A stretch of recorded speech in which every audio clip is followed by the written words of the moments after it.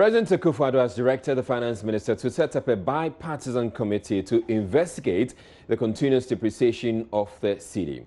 The currency once again started losing ground to the other major currencies this week, having rebounded strongly the previous week from a free fall since the beginning of the year. The currency is currently trading at 5.1482 to the dollar. Now, the Finance Minister, Ken Ofori-Atta, in a statement to Parliament, announced other measures being rolled out to ensure the currency is stable. Joseph Opoku-Gakpo has more. Ofori-Atta was in the House to deliver a statement on the success of the Eurobond, the depreciation of the cedi, and Ghana's exit from the IMF. The Ghana cedi has performed poorly this year against its major counterpart, especially the US dollar. Businesses, especially importers, raised alarm when the cedi's exchange rate to the dollar inched closer to the 6 cedi mark. Others, borrowing from a phrase popularized by the Vice President whilst in opposition, blamed it on weak economic fundamentals. The Finance Minister, however, disagrees.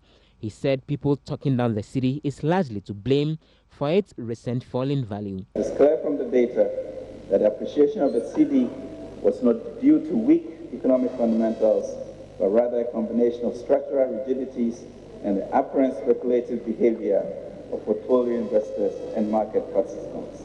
It is also noteworthy that while this is a challenge, the cedi has, however, performed better over the last 2 years than when compared specifically to 2012 to 2016.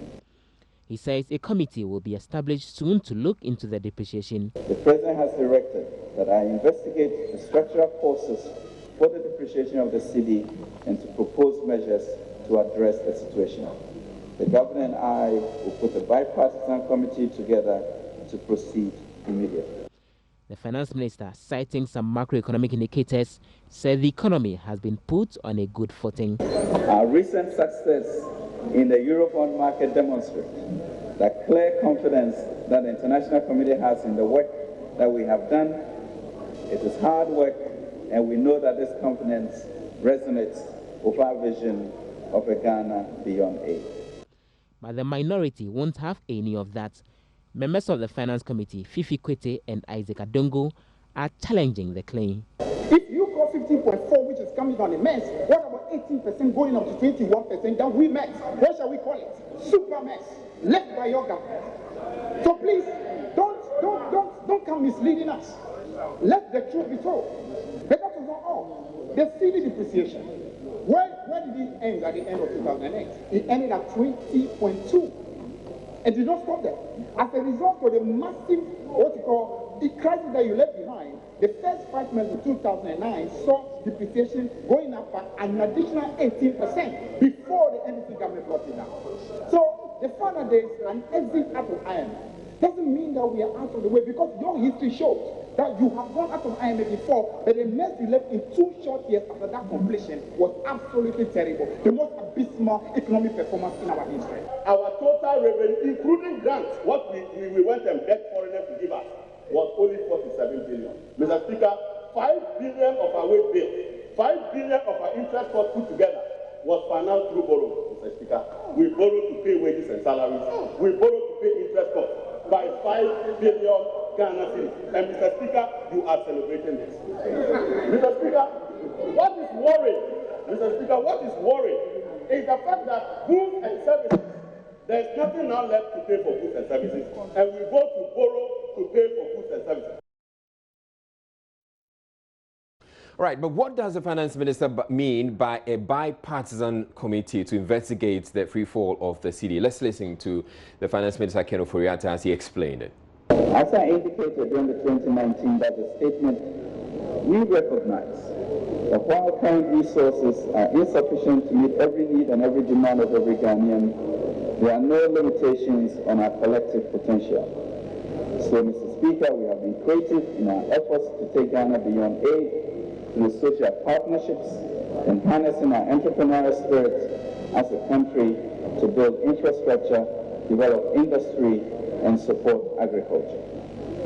Mr. Speaker. So I will get you that soundbite later. It was an interview with the finance minister after his presentation. Meanwhile, Minority Leader Haruna Iddrisu says they are ready to join the bipartisan committee to investigate the fall in the value of the currency. The depreciation of the cedi, Bloomberg still reports that as at the end of February, the cedi was the weakest currency in the globe, weakest performing currency in sub-Saharan Africa. What we need to appreciate is that the cedi as of today is reported by Bloomberg to be 5.45 against $1. That means that commitment on interest payment will naturally go up. So if government estimated 16 billion as interest payment, is likely to become 17 or 18 billion. How is government going to raise the additional 1 billion in order to be able to offset that? Particularly when their budget target and budget numbers for the budget was 4.8 cedis to $1. Therefore, to describe the appreciation as impressive is neither here nor there. We will be happy to nominate the Honorable Atu Forson and Honorable Adongo to serve on it. Thank you. Is it necessary? Don't we know what the problem is already? Depreciation of the cedi, I've said it on the floor repeatedly, not until you expand your export base and increase your exports, you will not get it right. I'm afraid that dollar to cedi may get to 6 cedis before the end of the year, as has been predicted by Bloomberg. And that can be worrying for our country. That's why he says you are talking down the cedi, leading to the problem. No, yes, he said it. He made the point. He said, you've done it rightly again. You say you hit 6 cedi. This is why the cedi is struggling. He should go and ask Banwea whether he was talking down the cedi. All right, joining me is Elijah Otu Esi, and he's a chartered financial economist, and we're going to understand whether this is the way to go. I mean, investigating the free fall of the cedi, how is that going to help at all? Thank you very much for joining us. Now, before we actually get on with it, I'd want to understand what is going on, because we hear Bloomberg, we hear the minority quoting Bloomberg saying that the currency against the dollar is at 5.5 thereabout, and then you also look at some online platforms and it appears that we're having different figures. Do you have any idea why the inconsistency? Because we're looking at XC.com, for instance, and XC.com is quoting 5.14, and then if you go to Bloomberg says 5.52, and then if you go to Bing, and then the Bing is saying 5.15. So what is the official rate on the market? The official rate, I think that I would say let's focus on what the Bank of Ghana is giving us, which is 5.14. 5.14? Yes. All right. Now, this bipartisan committee that the finance minister is talking about, is that the way to go? Investigating, is it that we don't know what is causing the depreciation of the cedi? Yeah, thank you very much for your question. Yeah, I think that this committee is very, very, very important, because to understand what the government is doing, I would say let's not downplay government intelligence with this movement that government is doing. To understand the movement of exchange rates, market is basically driven by people's emotions, sentiments. Now, when the big guys of every economy, that's the money makers, the money movers, when they sit down, they know whatever government is doing. So at every point in time, every government need to instill confidence in the big guys, the movers of the economy, I mean. So I think that essentially what government is doing by setting up this committee is to instill confidence in investors, in those who have the resources, so they can support government to in his objective of stabilizing the economy. So let's not downplay the intelligence of government. How does this bipartisan, do you understand what they mean by bipartisan committee actually? Because we're trying to understand, is it going to comprise of people who are in parliament, or who are going to be the members of this committee? Do you understand that? Well, essentially, as I was saying again, the market is driven by human beings. So whatever government is doing, these big guys are looking at government. All right. I cannot say what will happen as to the outcome of the exchange rate by this committee being set up. But whatever would happen at the end of the day should instill confidence in the market movers. All right. Let's hold on a bit. I want us to listen to the finance minister explaining what he actually meant by the bipartisan committee. What we have done at the end of last year, we passed the Fiscal Responsibility Act, which in a sense sort of constrained the budget deficit to 5%. And also to ensure a positive primary balance. And then there will be a censure on the Minister of Finance in the event of a breach.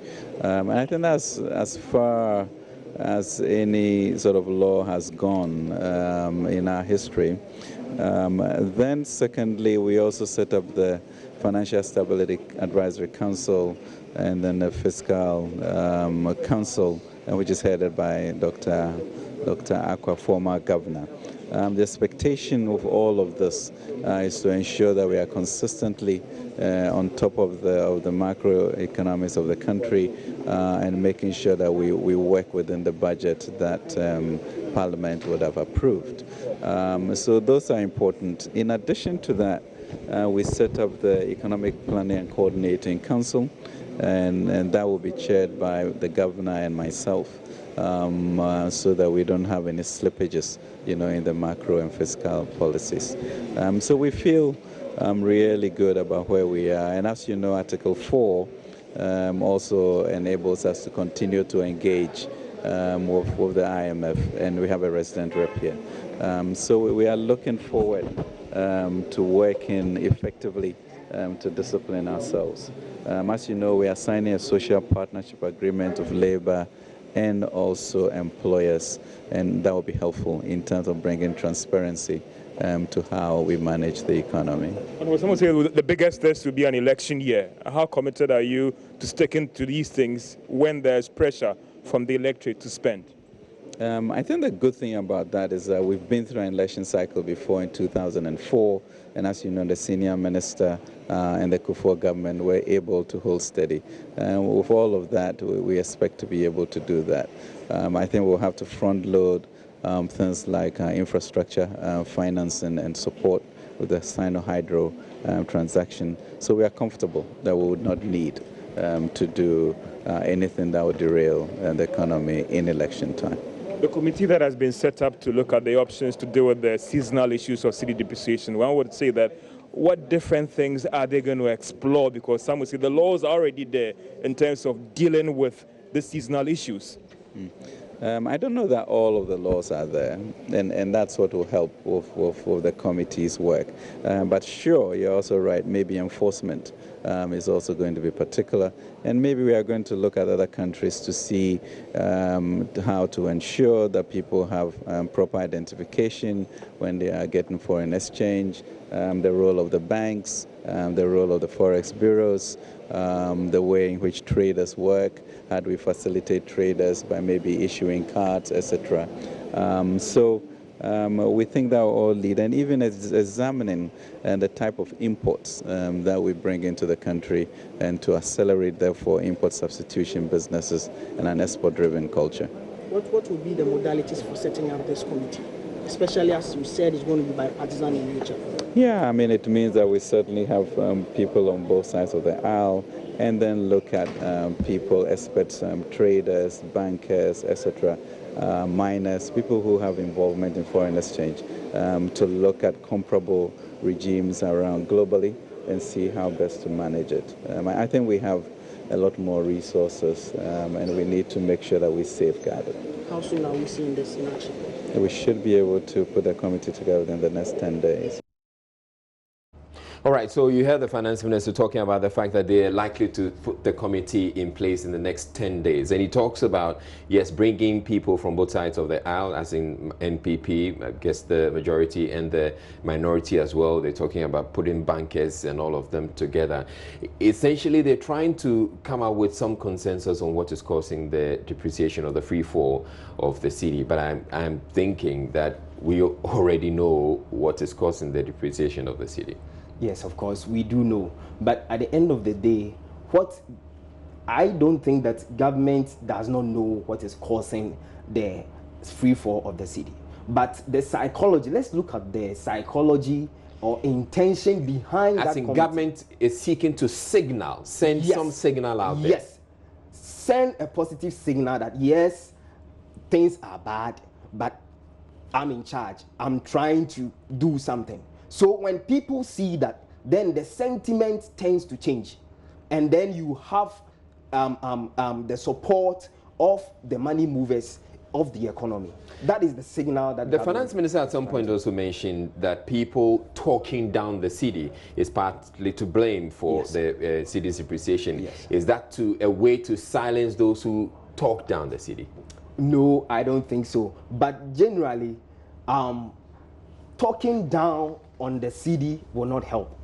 Will not help. Whether you belong to NDC or whichever party you belong to, I think that Ghana is for all of us. So whether you are an NDC or PPP, we all spend currencies, and the cedi affects every one of us. So if you are talking negatively about the country and it's pulling the cedi down further, will you continue to talk down the currency, the economy, because you are from a different party? I don't think so. All right. Yeah. Thank you very much, Elijah Otu Essien. He is a chartered financial economist, and he was here on the show and giving us, enlightening us on this conversation about arresting the depreciation of the cedi. And that conversation is important because once the cedi depreciates, everything else in the country becomes a lot more expensive. We're staying in Parliament, where some members are pushing for the legalization of commercial motorbike operations, popularly referred to as Okada,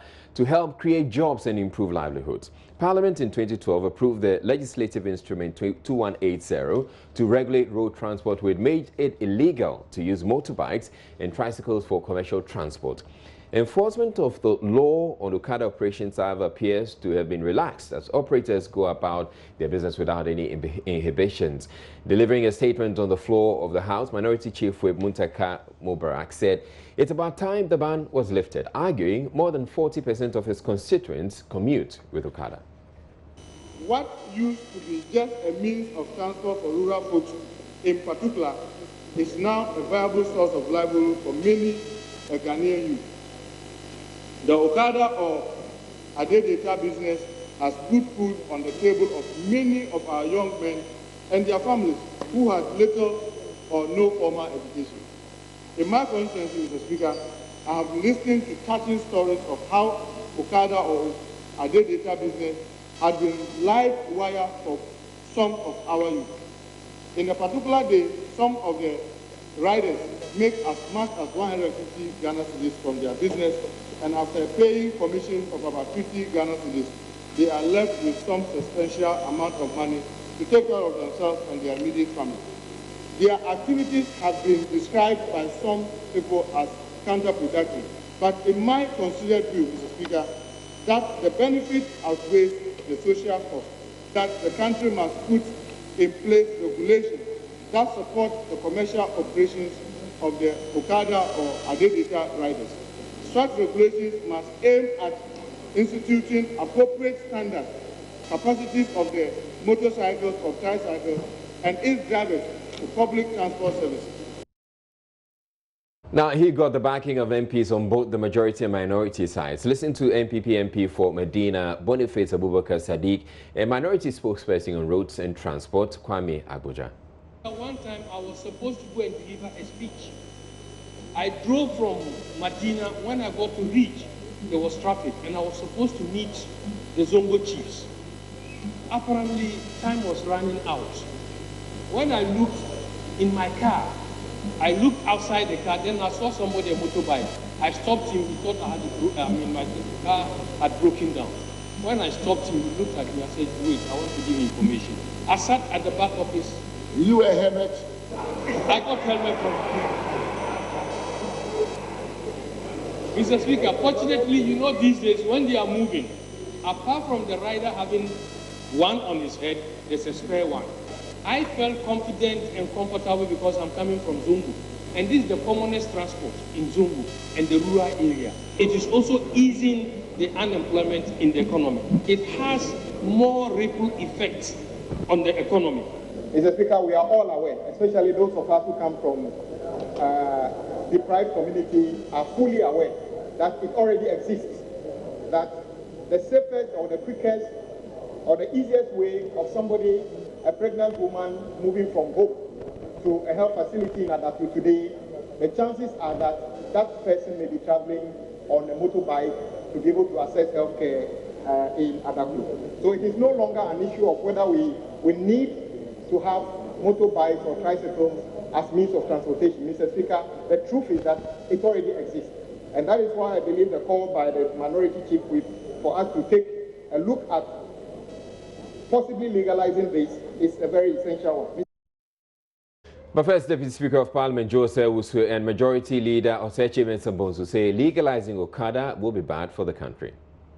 We have been told that in 2010, here in Ghana, 200 drivers died. In 2017, 400 drivers died. The Speaker, in an accident, when a driver dies, he doesn't die alone. Whenever a driver dies, at least 2 other passengers die with the driver. I should suggest to us that when 400 drivers die in 2017, at least 1,000 users have died. How many vehicles, such vehicles do you have in the system? So if in 1 year they cause the death of about 1,000 people, we should be concerned and not merely resort to the argument of convenience. Mr. Speaker,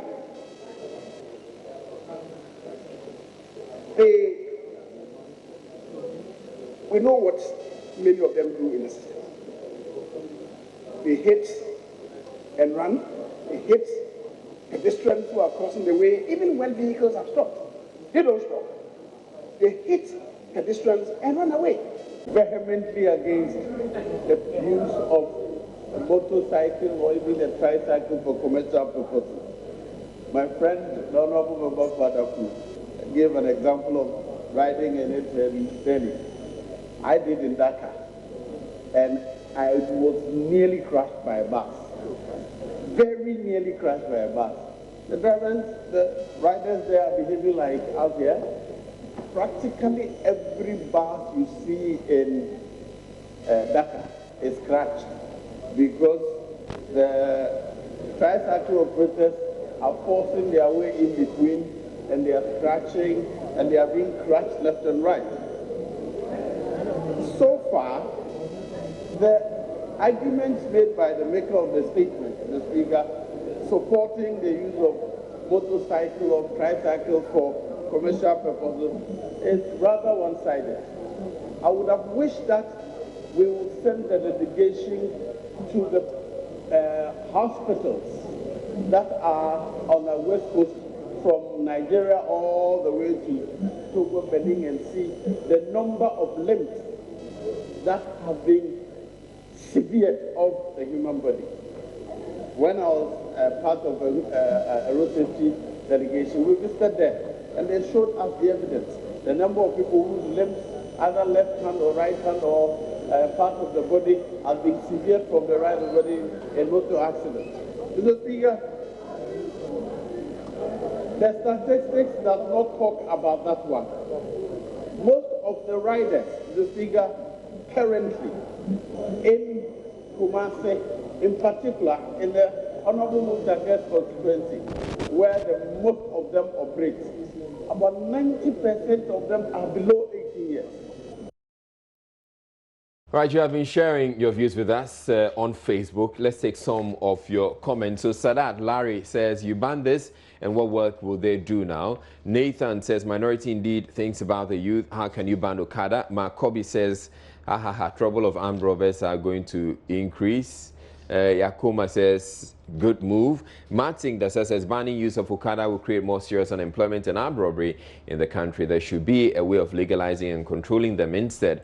Yidu says it is not good in our cities, but in our villages where the road is not good, in good conditions. All right, Martin says, in the case of assembling of the bikes in Ghana, it is already going on. They need to legalize it and put proper checks on them. And Skonti says, I totally agree with Honorable Muntaka. When the Okada was not in existence, areas in Zongo community had a lot of armed robbery cases since there were no jobs for the youth to do. But since the inception of the Okada, the rate of robbery has reduced. And Ibrahim Suleimana says, very, very good to be legalized. You go to your villages and you see how it is helping, and even in towns where there's traffic all around. All right, so those are some of your comments. Thanks for sharing them with us. We'll take a few more of those during Joy News Interactive right now. We're taking a break to bring you business news, and coming up in business news, we're still staying in Parliament, where the Finance Minister, Ken Ofori-Atta, insists the measures have been put in place to ensure the country does not find itself returning to the IMF for a bailout. Despite this guarantee, the 15-year Eurobond issued in 2015, unfortunately, attracted the highest coupon rate ever in Ghana's history. Stay tuned, we're back in a bit.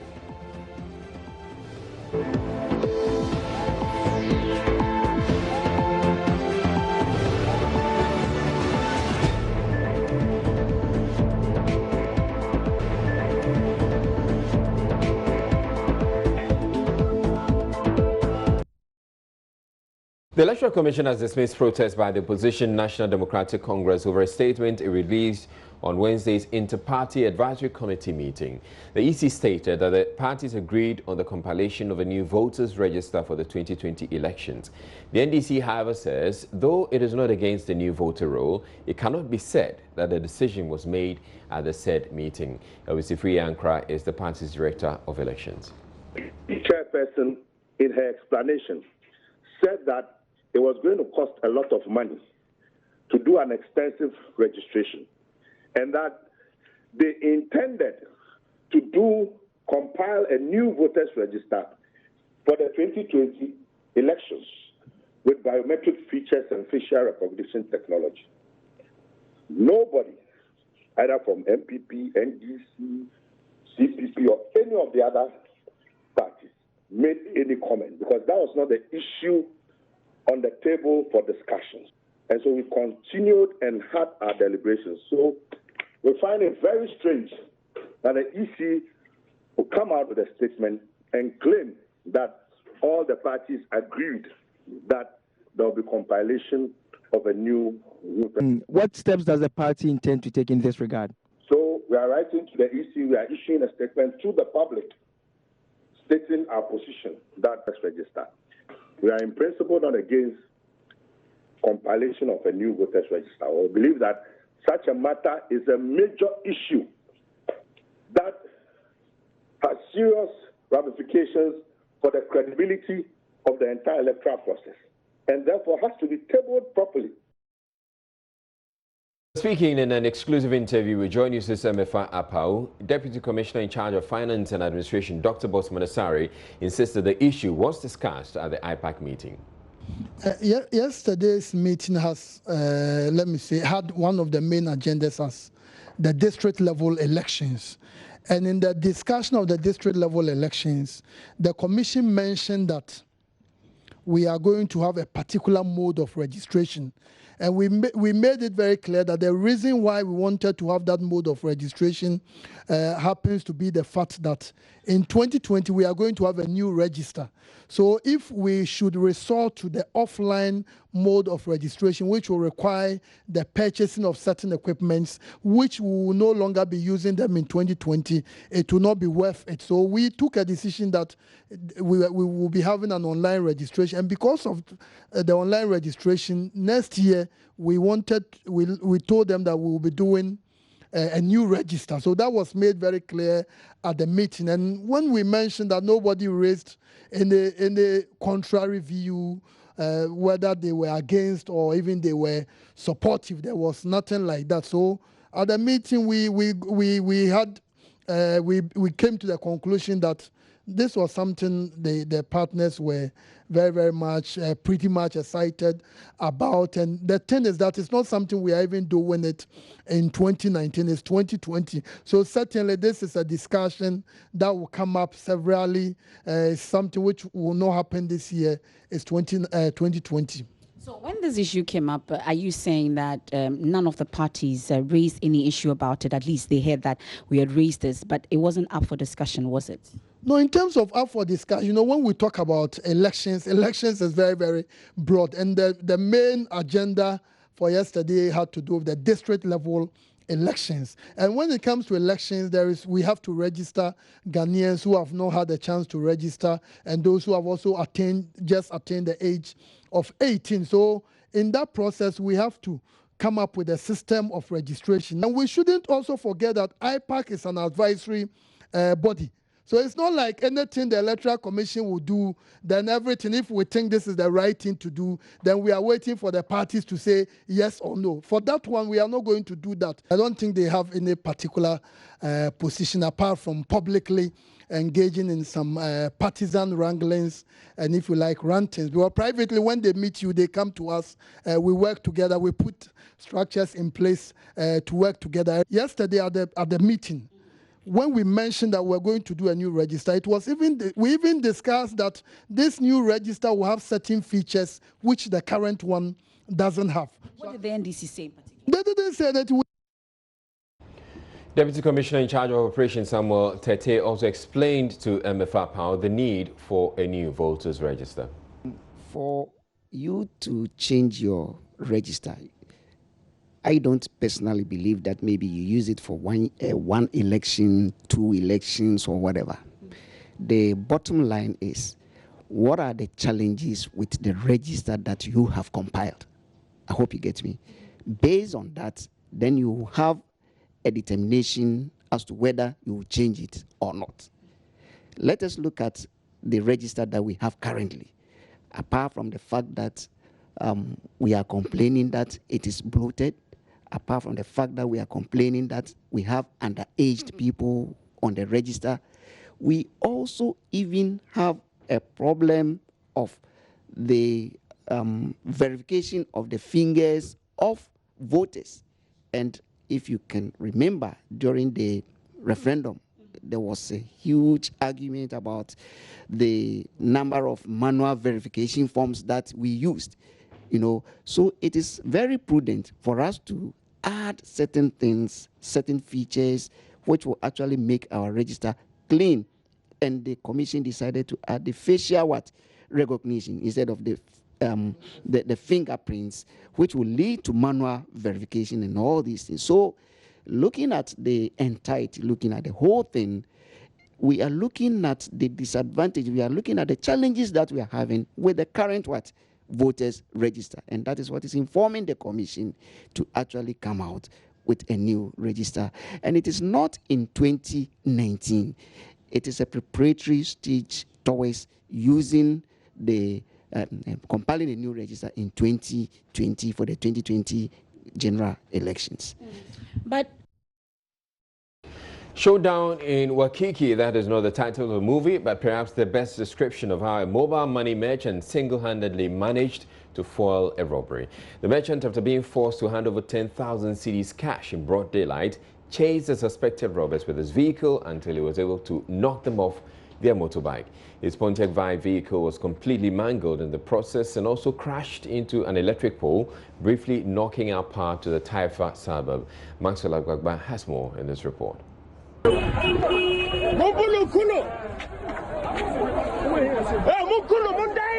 Scores of residents are seen in a video holding clubs. A gun-wielding policeman is holding one of the suspects, his face covered in blood. The presence of the policeman is not deterrent enough, as some of the residents bay for the blood of the robber.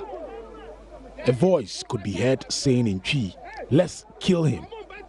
According to eyewitnesses, the two gun-wielding robbers attacked the mobile money merchant at Taifa, Burkina around 8:30 a.m. Wednesday morning.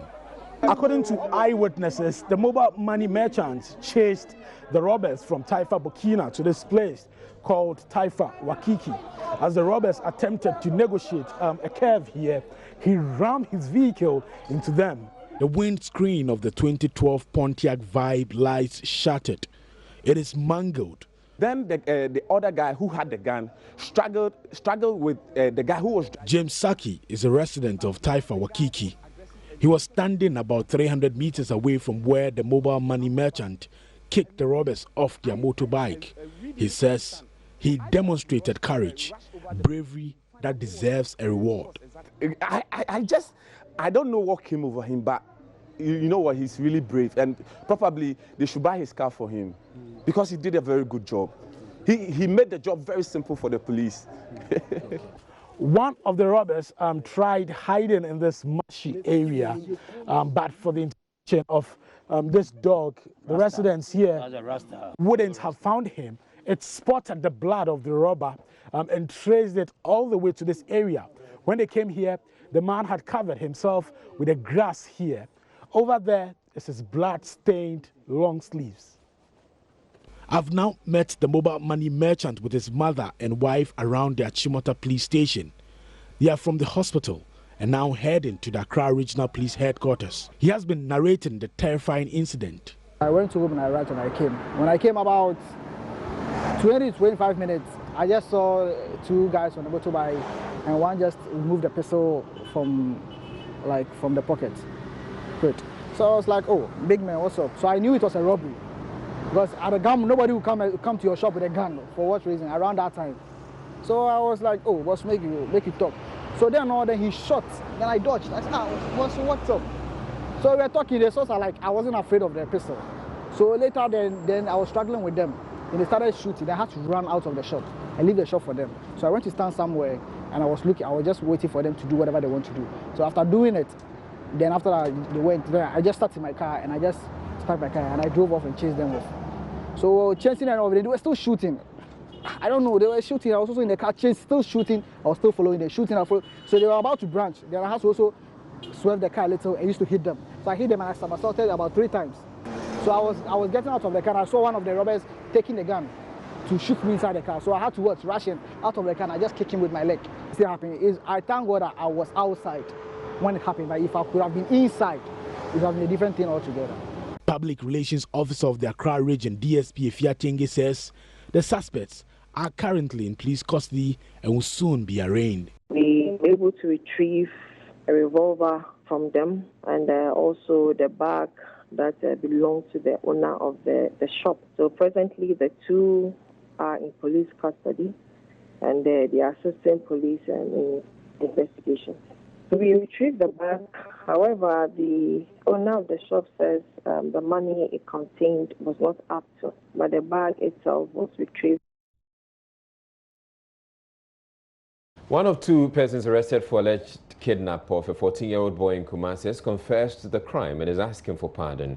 38-year-old unemployed Charles Apia says he regrets playing a part in the act which, according to him, has brought shame to his family. The father of 3 and his accomplice, Manasseh Fume, a 29-year-old security guard who reportedly seized the victim at KNUST Junction, were arraigned on Thursday. My colleague Ohiming Tia sat through court proceedings at the Dwabin District Court and our reports. The 2 suspects appeared before court following their arrest 4 days ago after relatives of the JHS2 student had reported him missing days earlier. Police say the suspects lured the boy from his family home at Kwamo near Ejoso and took him to Apatrapa in Kumasi. Shouts for help by the victim attracted passers-by who informed police, leading to his rescue from a secluded 2-story building. Charles and Manasseh faced charges of conspiracy to commit crime and kidnapping, both of which fall under second-degree felony. Prosecution pleaded with the court to remand them into police custody for further investigations and withdrawal of the case to a circuit court for lack of jurisdiction. The magistrate, His Worship Michael Oklu, however, remanded the 2 into prison custody to reappear on April 4, 2019.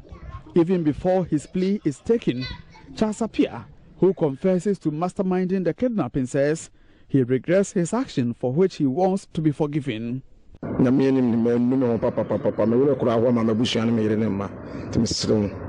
I deeply regret my action. I feel so sorry for my wife, children, and my entire family. I want Ghanaians to forgive me for my sins. The moment police picked me up, I felt remorseful. I plead for pardon from the entire country. All those who know me should forgive me. I'm the brain behind the kidnapping act, but I have regretted my actions. In fact, I don't know what to say. I want the president to forgive me. If he hears this, yes, I have a wife and 3 children. They are aware of my situation. They are embarrassed at the shame I have brought on them.